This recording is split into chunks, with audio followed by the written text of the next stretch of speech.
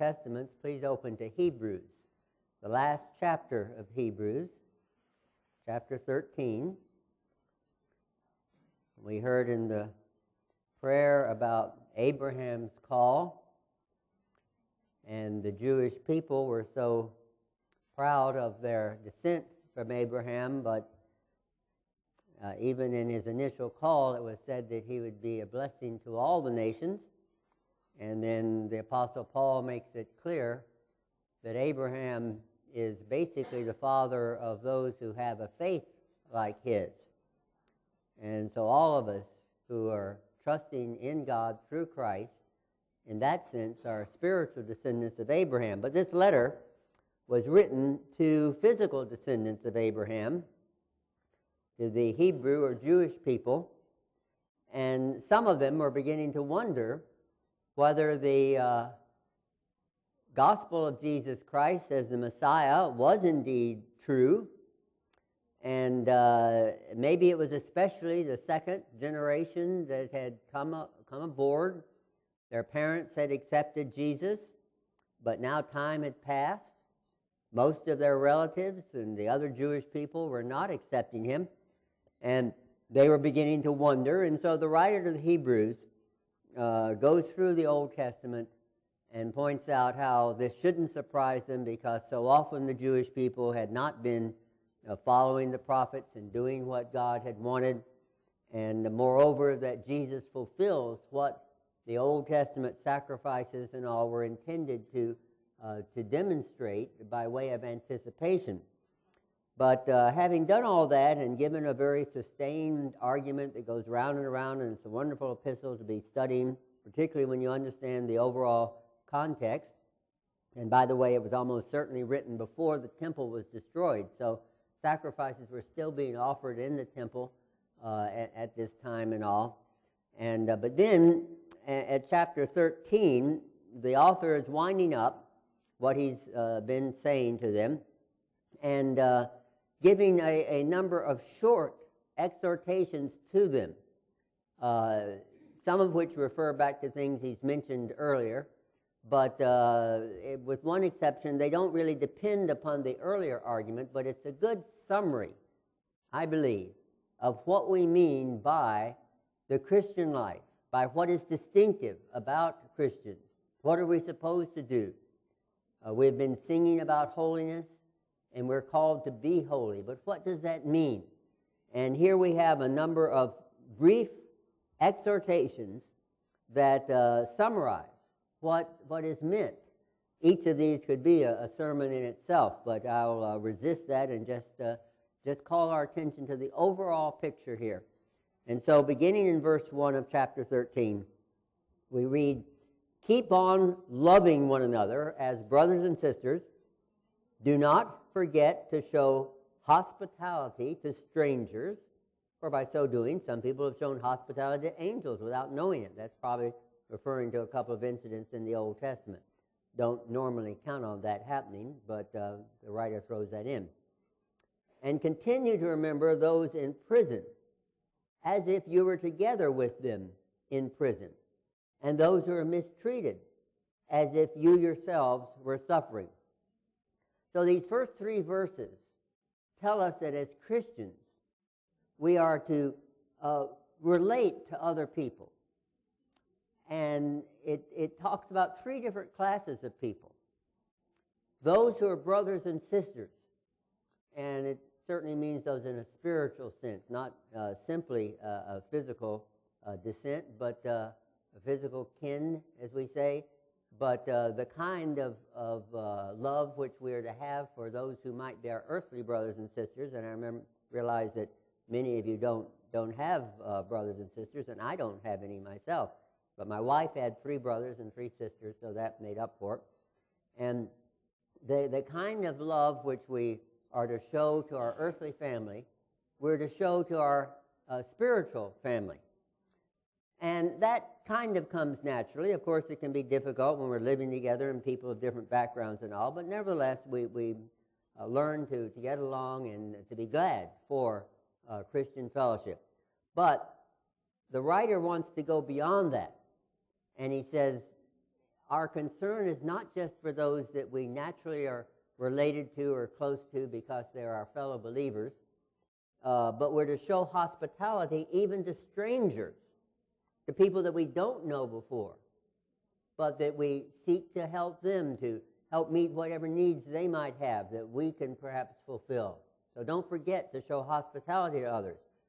And then he takes it a step further, because the strangers are ones that we do come in contact with. But there are others that we have to go and seek out. And so he says, remember those who are locked up in prison, that we have to go visit, to call upon. And it's true that a lot of Christians do have ministries, especially to those who are in prison, and a lot of people even come to the Lord through their experience of being in prison. Now, the writer perhaps was especially thinking about those who were in prison because they were being persecuted for their faith, and that was happening in the first century and happens in many other places down to our own century. But it can also apply to those who are in prison because they have committed crimes or because they have offended the government in some way. And then he also says to those who are mistreated, to what we would call victims, to those who are the victims of maybe violence even within their own homes. And we need to sort of watch out and be sensitive to such people and to befriend them and see if there can be ways that we can help. And Christians, of course, have set up shelters for those kinds of people as well.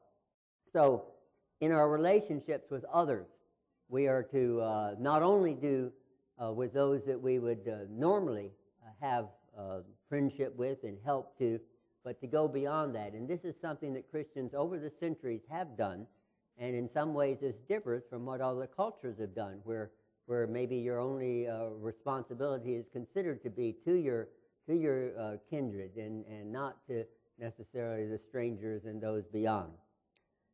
And then the second thing, I see seven things that we can sort of highlight here and that the writer briefly exhorts.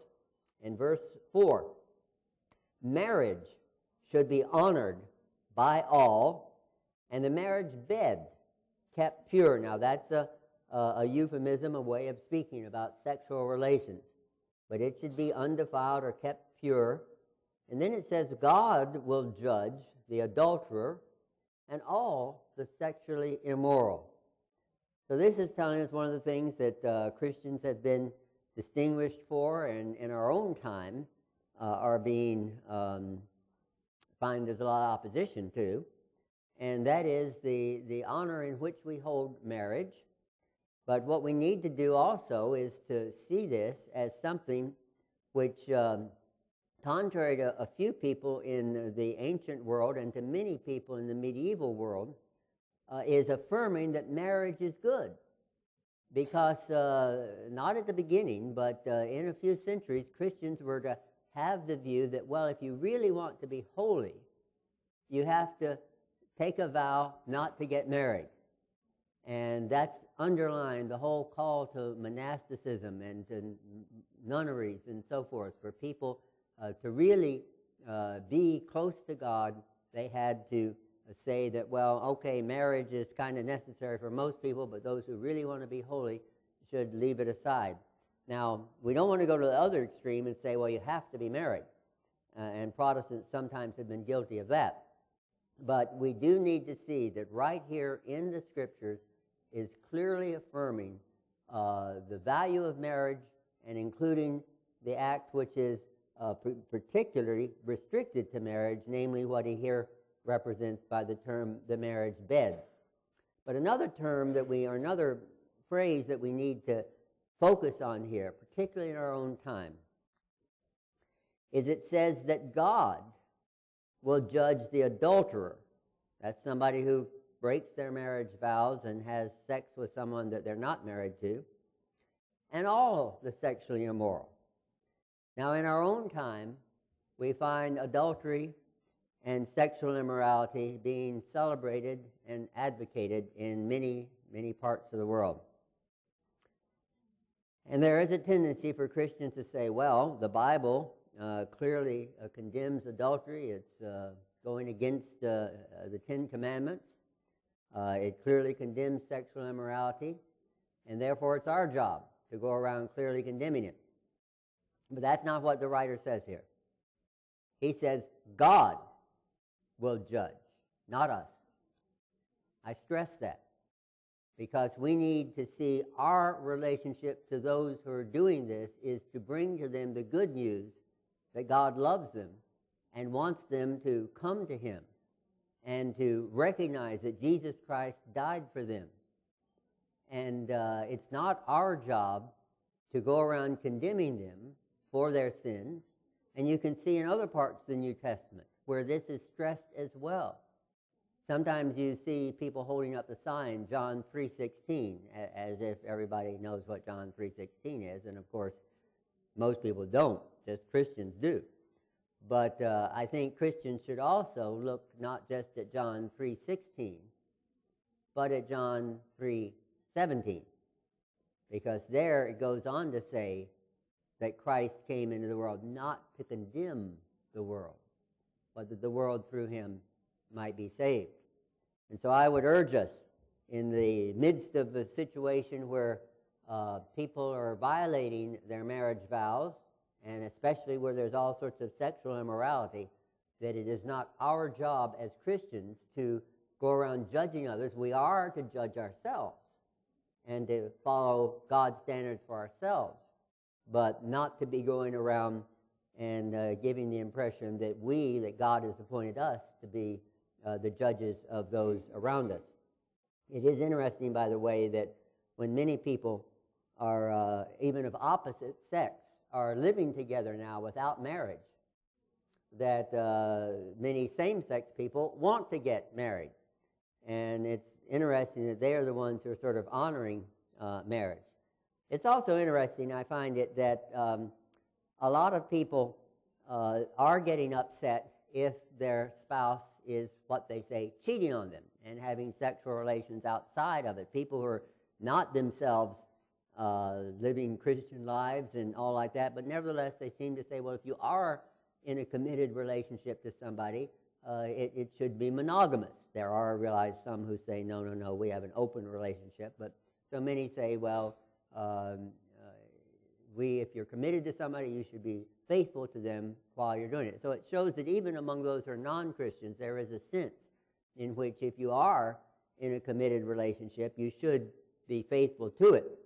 And that's certainly what the writer here is saying, and recognizing that adultery is a violation of that. Now, what a lot of people want to do, of course, is to have somebody who is faithful to them, but not necessarily the other way around.